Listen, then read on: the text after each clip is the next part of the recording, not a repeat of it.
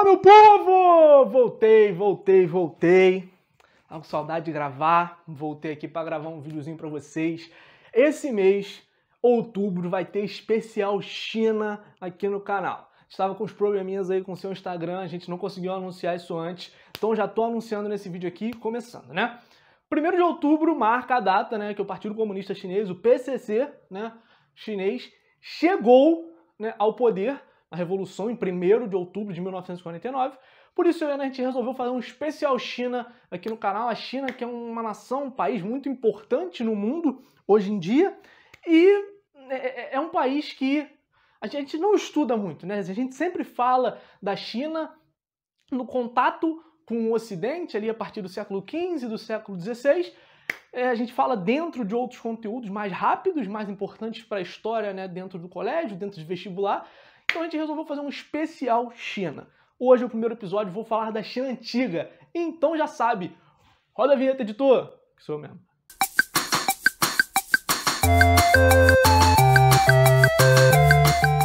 Então, galera, para começar esse especial de China, a gente resolveu falar lá do começo, lá de antes de Cristo, no nosso calendário, óbvio, sobre a ocupação da China, sobre a China antiga. Eu vou falar até um pouquinho ali do início da China imperial.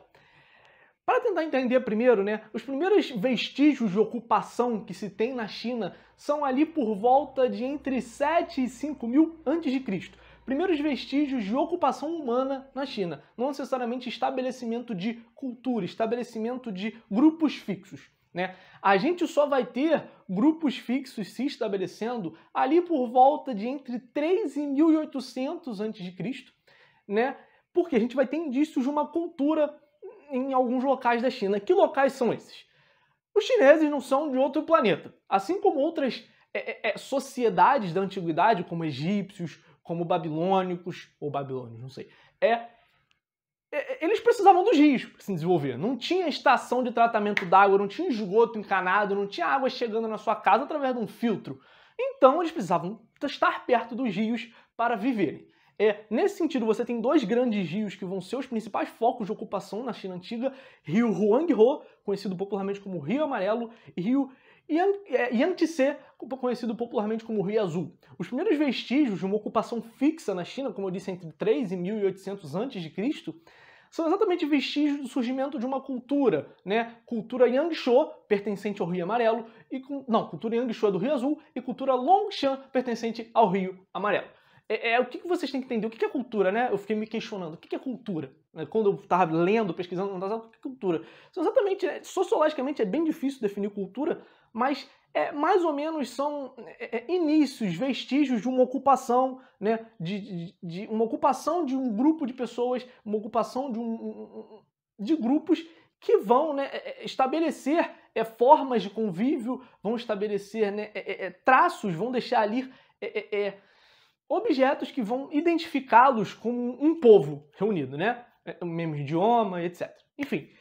E aí, a partir de então, a gente vai começar a falar, né, da China das dinastias. Para falar das dinastias, eu vou lembrar vocês de uma coisa.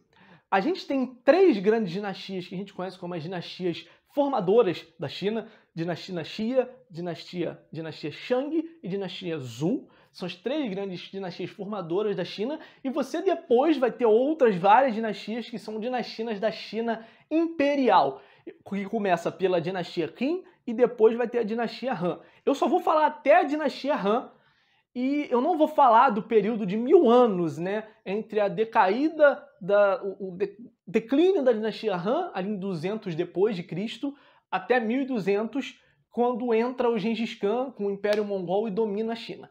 E a gente não vai falar desse espaço, porque senão seria só dinastia entra, dinastia sai, conflito e tal, e a gente não vai falar disso, né? Eu vou falar só das 2 primeiras e vocês vão entender por quê, né, quando eu estiver falando. Para começar falando da dinastia Xia, né, a dinastia Xia é a primeira dinastia de que se tem notícia, é a primeira dinastia de que se sabe que ocupou a China, a primeira dinastia que a gente sabe que teve lá, né? Não se tem muito vestígio dela, não se tem muito o que estudar, não se tem muito o que descobrir. Na verdade, se tem muito o que descobrir, mas a gente não tem fonte até hoje para isso. O que a gente sabe é que eles governaram ali por volta de 2100 a.C. até 1600, um período de mais ou menos 500 anos. Tiveram aí 17 reis e sofreram um declínio quando o seu último rei, Xiaje, um rei muito tirano, né, tornou insatisfeito a população e foi derrubado. Depois dele, a gente tem um período de quase 100 anos aí de ser um poder central fortalecido, e entra a dinastia Shang. A dinastia Shang, cara, ela é muito importante porque é nela que a gente vai começar a ver os primeiros grandes avanços científicos, né? Desenvolvimento da escrita, desenvolvimento do artesanato, desenvolvimento da metalurgia. Então você já tem aqui produção de armas para guerra, você já tem o artesanato sendo produzido, né, para viver em sociedade, né? Você tem objetos que vão ajudar o convívio em sociedade, que vão ajudar a viver numa população mais fixa, não mais nômade, né? Se tem, né, provas de que assim, os reis dessa dinastia Shang, eram reconhecidamente enviados por Deus, eram filhos do céu, então você tem toda uma justificativa do poder central que é divina, ele era um enviado do céu. E essa dinastia, ela vai conseguir estabelecer um exército forte e vai ampliar muito o território da China ali em 1000 a.C., né? Eles governam por mais ou menos também 500 anos, vão decair por conta de conflitos internos e aí vai ascender a dinastia Zhou. Cara, a dinastia Zhou, ela, para se precaver desses conflitos internos que derrubaram a outra dinastia, eles vão fazer o quê? Vão se aliar às famílias, né, do interior chinês.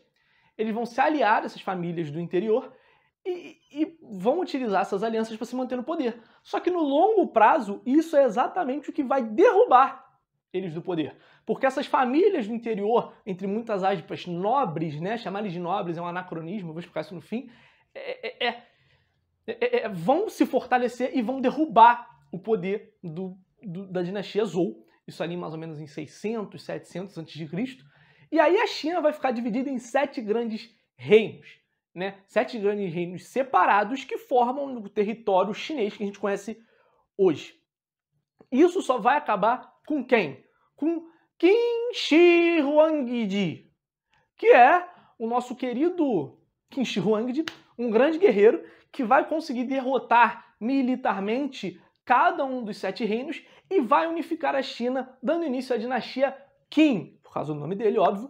E eu não considero assim muito bem a dinastia, porque assim, só teve ele de rei, quando ele morreu a dinastia acabou. E ele teve um reinado bastante curto, mais ou menos 11 anos. Ele vai governar de 221 a.C. a 210 a.C., né? Como eu disse, ele é o primeiro imperador da China, porque ele é o primeiro a conseguir governar uma China unificada. Tinha assim um governo bastante centralizado, mas apesar de ter um governo bastante centralizado, né, foi um cara que teve um governo reconhecido por avanços, né? Ele, primeiro, né, para se precaver de famílias do interior, né, se revoltando contra ele, ele traz tipo os patriarcas dessas famílias para a cidade, para os entornos do Palácio Real e obriga eles a largarem as armas, eles não podem ter mais um exército, né? Mas ele vai ser o responsável, por exemplo, por unificar sistema de pesos e medidas. Ele vai ser responsável por unificar uma moeda no território chinês. Ele vai ser responsável por unificar e padronizar as leis em todo o seu império. Ele vai construir diversas estradas, enfim, ele vai empreender grandes obras na China no período curto de 11 anos que ele teve no poder. E ele também é reconhecido como o rei que deu início à construção da Muralha da China. A gente conhece a Grande Muralha da China, né? Ela não foi construída só pelo Qin Shi Huangdi, ela foi construída ao longo de milênios, pode-se dizer isso, porque em 1600 você tem construção da Muralha da China, mas é iniciada por ele exatamente para se precaver de ataques de povos nômades. Naquela época você tinha muitos povos nômades ainda que rodavam ali a Ásia. O território russo, aquele território da Rússia que fica na Ásia, né, aquela Rússia central ali, é um território que era habitado por povos nômades e para precaver o seu império de invasões desses povos nômades do norte, ele faz a muralha. A própria muralha da China é um indício de que os chineses conheciam muito de engenharia, porque para a época era uma construção muito avançada. Ele, né, Qin Shi Huangdi, ele vai ser vítima da própria centralização, porque vão começar a rolar revoltas ali e ele vai sair do poder, ele vai morrer, né? Vai sair do poder. E depois de alguns conflitos por 5, 6 anos, né? E assim, pensem numa coisa, a gente está falando de épocas muito antigas. Essas afirmações que eu estou fazendo, governaram 500 anos, governaram 400 anos, 5, 6 anos, são estimativas, né? Por volta ali de mais ou menos 206, ou seja, seriam 4 anos depois da morte do Qi Shi Huang, Liu Ban consegue vencer os conflitos que haviam e assume como o primeiro rei, o primeiro imperador da dinastia Han. A dinastia Han, né, começa aqui em 206, 205 a.C. e vai até 200 depois de Cristo, ou seja, governa mais de 400 anos. Vai ser uma dinastia muito próspera. Vai ser uma dinastia onde o território chinês vai se expandir muito e vai ser a dinastia onde vamos ver os primeiros contatos entre chineses e o Ocidente, né? Em mais ou menos 138 a.C., né, em confrontos contra os hunos na Ásia Central, né, os chineses vão marchar até quase ali o Mediterrâneo e vão entrar em contato com o Império Romano, né? Então, a partir de então, vai se estabelecer contatos com o Império Romano e vai se iniciar a Rota da Seda, que é uma rota de comércio entre China e o Império Romano, pela qual passavam artesanatos chineses, pela qual passavam joias chineses, pela qual passavam especiarias, tecidos chineses, que são muito caros no Ocidente e que eram comprados a preços elevadíssimos. E com esse estabelecimento dessa rota de comércio, você tem uma prosperidade cada vez maior do Estado chinês, do Império, Estado não, né? Império chinês, né? E a dinastia Han, além disso, vai ser responsável por diversas construções de estradas. Vai ser descoberto na dinastia Han o uso do moinho d'água para triturar grãos, né? A gente vai ter a descoberta da pólvora, a descoberta da bússola. Você vai ter muitos avanços, né, nesse período e muito também impulsionado pela Rota da Seda, que traz mais dinheiro para a China e possibilita esses novos descobrimentos, pólvora, bússola e etc. Por conta, né, desses diversos descobrimentos, você vai ter, óbvio, uma grande expansão territorial, por causa da Rota da Seda, e você também vai ter uma grande expansão humana, porque você vai ter mais alimentos, você vai ter mais dinheiro, você vai ter uma sociedade mais próspera, você vai ter uma sociedade que vai crescer cada vez mais, né? Essa foi a última dinastia da qual eu falei, eles governam até mais ou menos ali 200 depois de Cristo, e entre 200 e 1200, que é quando o Gengis Khan vai chegar ali, você vai ter diversas dinastias ainda nessa China imperial, que eu não vou falar aqui, porque como eu falei lá no começo, seria só vai, volta, é isso. Os mais importantes, né, eles estão aqui, né? E para além disso, o que eu queria falar para vocês? Queria falar um pouco da cultura e da sociedade chinesa. A sociedade chinesa, eu trouxe aqui essa imagem dessa pirâmide, entendam, isso aqui é o que a gente está acostumado, né? Isso aqui é errado até de fazer, mas eu trouxe numa linguagem que a gente entenda, pirâmide, nomes que a gente entenda, pra gente entender como se organizava a sociedade chinesa. Vamos pensar, eu tô falando de uma coisa de 2.000 anos, 3.000 anos atrás, 4, 5.000 anos atrás, e assim, eu tô trazendo para nossa linguagem para tornar mais palatável pra gente, né? Lá no alto da pirâmide estava o imperador, abaixo dele estavam os nobres, e aí dos nobres saíam os funcionários públicos, coletores de impostos, chefes de polícia, os mandarins, que eram como se fossem altos conselheiros, né, imperiais.